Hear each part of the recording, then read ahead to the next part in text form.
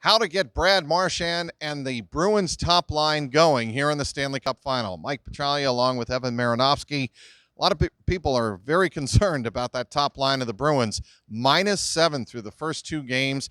The Bruins lose in overtime here on Wednesday night, 3-2 to the St. Louis Blues. And Marchand was not himself. He did not look good at all, making what Mike Milbury on the NBC broadcast in the overtime intermission said were rookie mistakes. Yeah, and it was noticeable. That's the thing. You know, when you're making defensive mistakes that are noticeable, when you're making offensive mistakes that aren't like, super obvious and everyone still sees them, that's not good. And I think that's sort of what Marchand did here in game 2. I mean, there was a lot of missed coverages.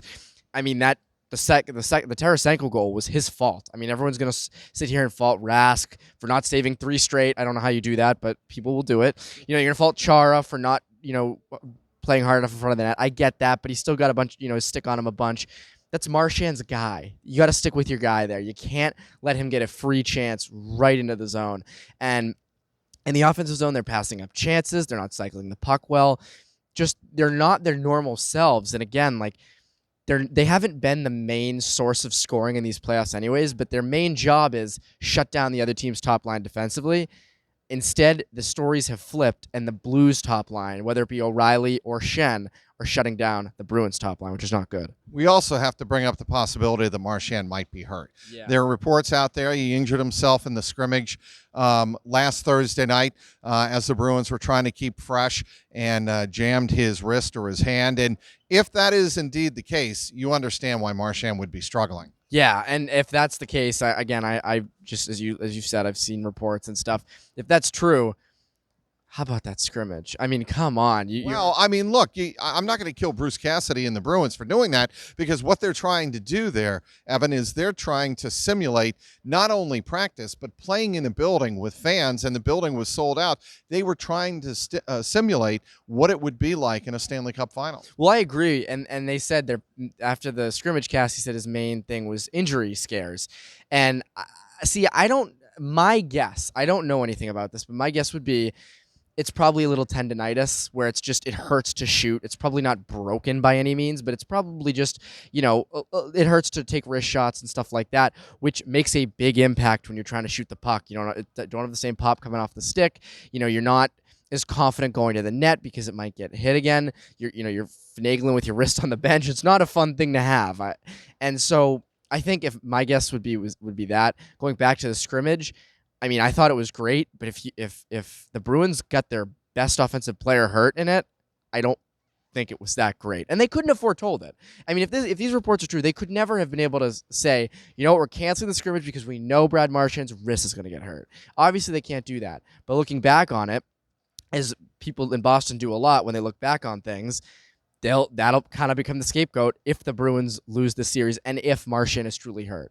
Okay, what about David Pastrnak? David Pastrnak is not unaccustomed to being moved around from the first to the drop to the second and even the third line. Bruce Cassidy did that during the season. Is there a possibility that Bruce Cassidy, to start game number 3, might do something with David Pastrnak and leave Brad Marchand and Patrice Bergeron and maybe move a Danton Heinen? We saw that possibility, or we saw that actuality occur during the regular season. I think because it's the playoffs, I don't think it'll start a game. I think it'll be early in the second when Bruce Cassidy says, okay, things are not going right offensively. I mean, that was sort of the case tonight.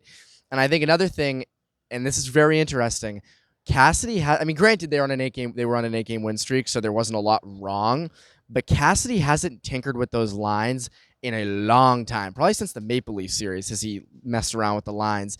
So to have him kind of just immediately switch gears and say, okay, Pasta, you're going to the second line, Heinen up to the first, and then Pastrnak was taking a few shifts out there with the third line, I think that's pretty telling that Cassidy is like, okay, they're not in rhythm in the offensive zone. And that top line, I mean, I think another thing is he wants the Blues to be forced to defend multiple great players throughout different lines. One thing that I thought was really funny was at the end of the third, the Bruins had a ton of scoring opportunities in one shift, and the offensive line out there was Bergeron, Heinen, and Backes. 3 players from 3 different lines. So I think it sort of shows how Cassidy was getting desperate. Not saying that he should be, but he's getting desperate in game, at least in this one, saying, okay, we need something to happen because nothing was going on after the first period for them.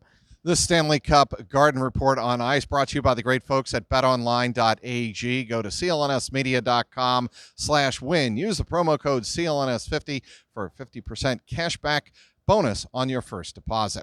All right, from here, the Bruins, game number 3. That's where the focus is, Evan Marinofsky.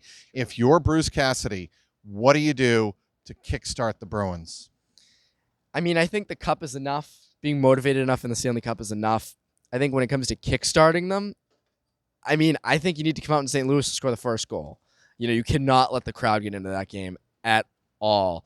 And I think another thing is just, I mean, it's tough because, again, as I said, it's the Cup. There's not much you can do. And he's a guy who likes to kickstart his team, whether it be sitting a guy or putting him on the third line. But that's not really what you do in these Stanley Cup games. But let me come at you there, because the Bruins did lose game 3 in the Columbus series in a very similar situation. They lost game 2 in overtime to the Blue Jackets. Mm-hmm. They went out to Columbus. They lost game 3 and then won and hadn't lost a Stanley Cup playoff game since.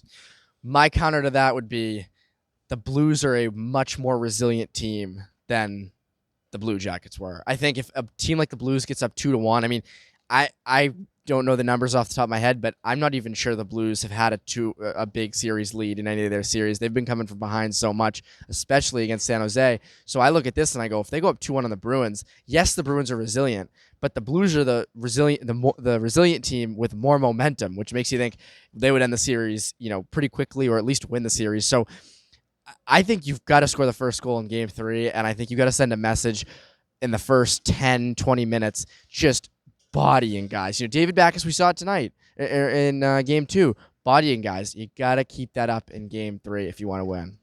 All right. Lots on the line on Saturday night in game number 3 in St. Louis. We'll have you covered. Sierra Goodwill will be out at the Enterprise Center in downtown St. Louis, bringing you wall-to-wall coverage. Follow us, of course, on clnsmedia.com and on Twitter at BruinsCLNS. Bruins drop game number 2 in overtime, 3-2 here at TD Garden. For Evan Marinofsky, I'm Mike Petraglia, CLNS Media.